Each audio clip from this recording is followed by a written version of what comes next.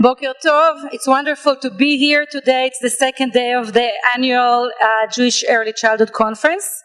My name is Rachel Raz, and I'm the director of the Early Childhood Institute, and it's a pleasure to have you all here.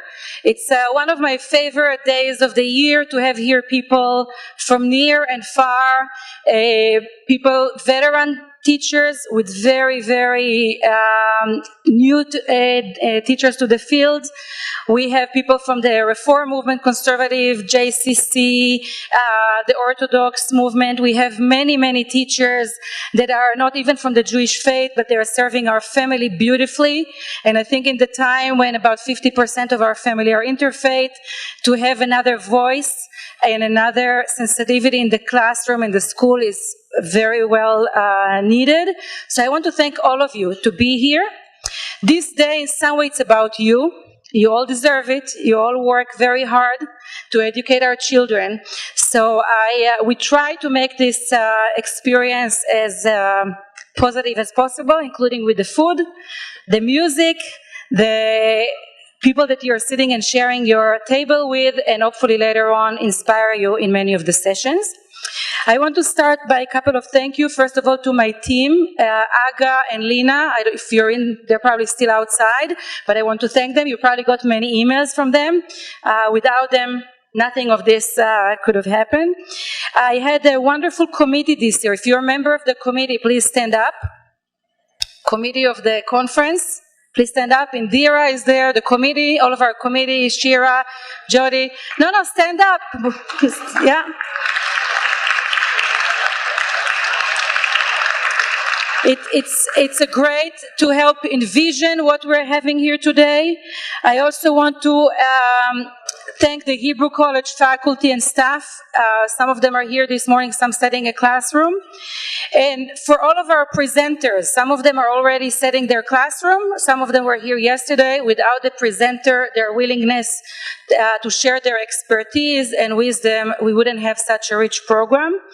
I also want to thank Ronit Ben-Shir and Lisa Plotkin for putting this, coordinating the provocation that you see around the building, and Amy Bolotin for all of the teachers that put this provocation. So walk around, look at some of the material they put for you, and you can have a conversation and hopefully get inspired.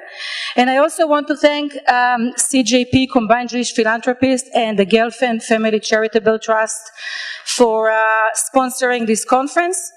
They made it affordable, and so it's easier for many of you to attend. We're having here today about 200 people. Over the two days, we have about 240 coming from at least 9 states. So I want to welcome all of you. Hebrew College, for some of you that don't know, it's a pluralistic college. And this is one of we celebrate diversity. So to have you coming from all background, it's what we do and what we appreciate. There is no one educational philosophy that we preach to, because we think that there are different philosophies that are right for different people and different communities. We encourage people to think and to learn and gain knowledge so you can make informative decisions and to continue or be very intentional educators wherever you are. So when you're going to go to all of this session, you're going to find many different approaches. Some of them you might feel connected and reassuring of some of the work that you're doing, but some of them might be very different. So I ask you to keep open mind and just listen and challenge yourself and ask yourself question, is this the right thing? Why am I doing this? What's really important? Is it really important if I put this piece in this provocation in my classroom and not another one? What's the goal? What I'm trying to do with my community? I want one last thing just to share, and Jody Jarvis here from CJP. As a community for a couple of years, we collected data and we tried to convince the community that early education is very important. It wasn't an easy task because unfortunately not everyone understands it and value it. And it took us about 5 years to try and convince the Jewish community in Boston to put it as a value and something to appreciate. And you probably will see lots and lots of new programming coming, gearing for early education, including our master program, with a concentration in early childhood education, certificate program, conferences, other lecture, Boston Haifa Connection, and many other programs. So please, if you want to learn more about it and learn more and explore, gain more knowledge and more expertise, so please be in touch with all of us. So thank you very much for coming here. And I'm going to invite now Rabbi Rachel Lehman, the president of Hebrew College, to share some words with you.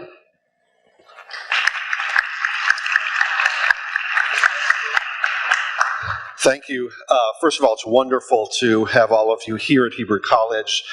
It's a thrill to gather together such important early childhood educators. Boker Tov, good morning. I want to just acknowledge Rachel's leadership in the Jewish community. She's really been a champion of early childhood education, both here at Hebrew College and in the broader Jewish community in Boston and beyond.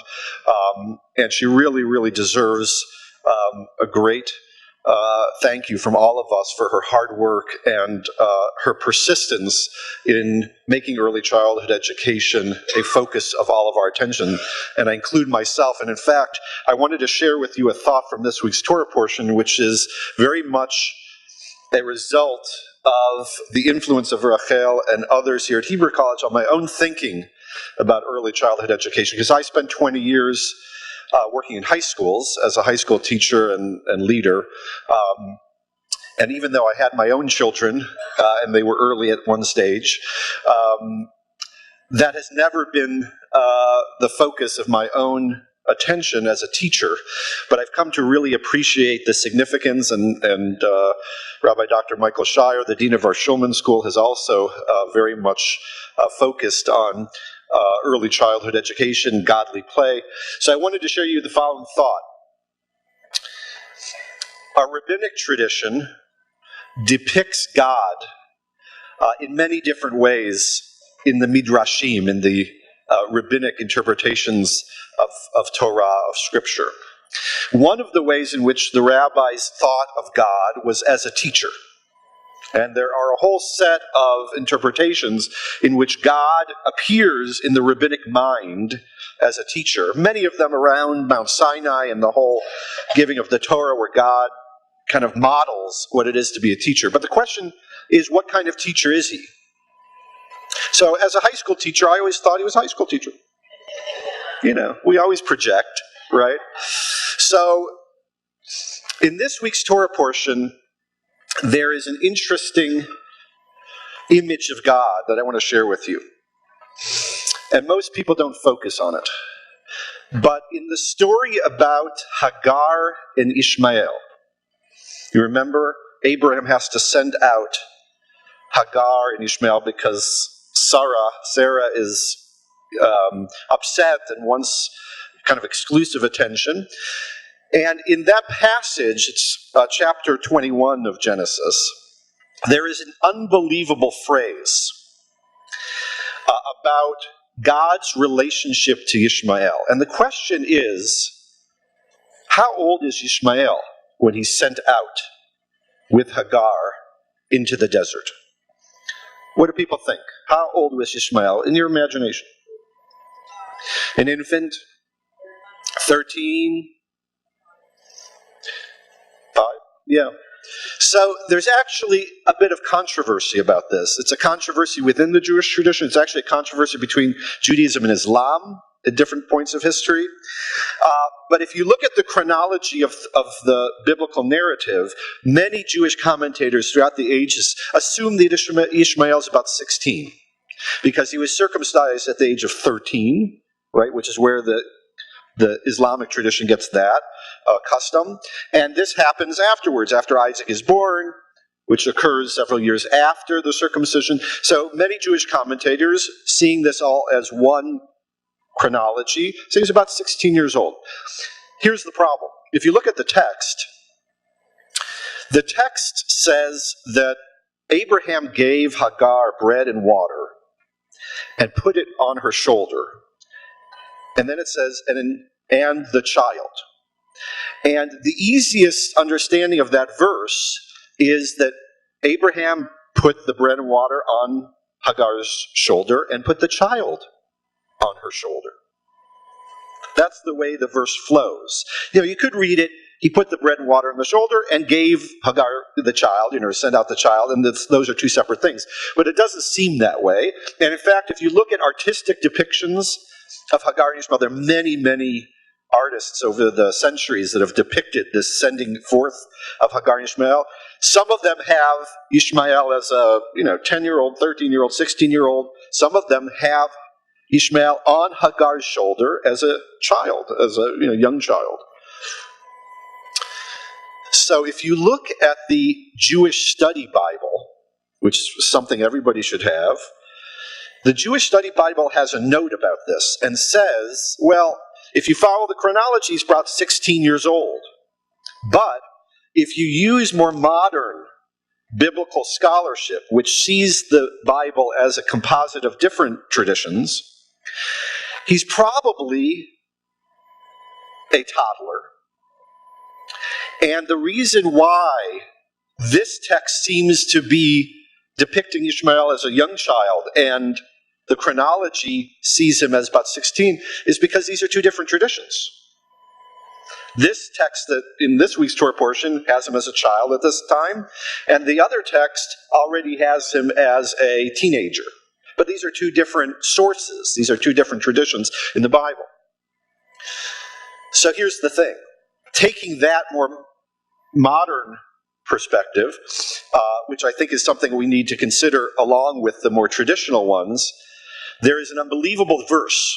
The verse says that after God shows Hagar the well of water, she was desperate, thinking they both would die in the desert without enough water. God shows her a well, or her eyes open up and she sees a well. And then it says, Vayahi Elohim et Hayelet. God is, and this is the only time in the whole Torah that you have this kind of phrase. God was with the child, Vayigdal, and the child grew up. God was with the child. You don't have that anywhere else. It's usually there's a verb. God walks with, God did. This is just God is with the child. Elohim et Hayelet. So what I want to claim is that this depiction of God with the child and then the child growing up, if you take that perspective that the child is a young child, God is an early childhood educator. And you heard it from me. I've been converted. I used to think it was a high school teacher, right? That's the 16-year-old version of Ishmael. This version is he's an early childhood educator, or she's an early childhood educator. And I think it's important because I think what it shows is, first of all, it's about being with the child. And being with the child as the child grows up. That idea of being with, I think early childhood educators get more than anybody else.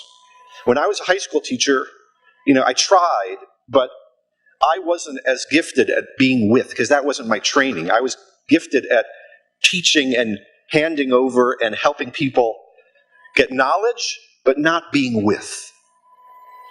And that being with is a spiritual vocation.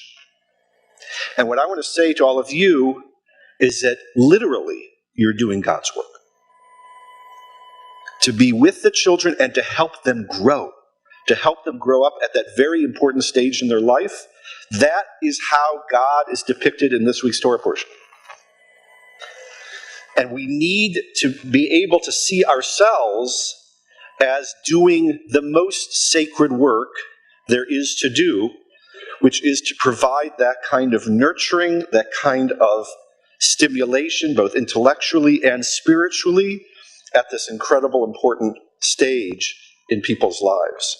And in that sense, I just want to commend all of you for your commitment, your creativity, and your devotion to our children.